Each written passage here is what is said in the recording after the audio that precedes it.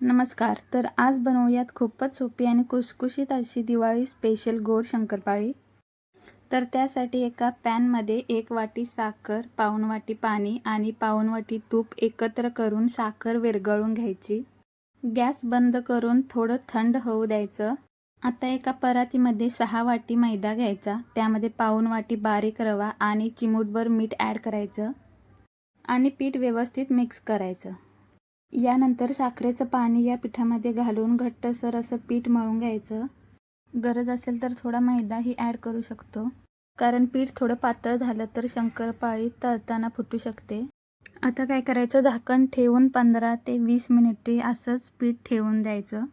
यानंतर पिठाचे छोटे छोटे गोळे करून जाडसर पोळी लाटून घ्यायची.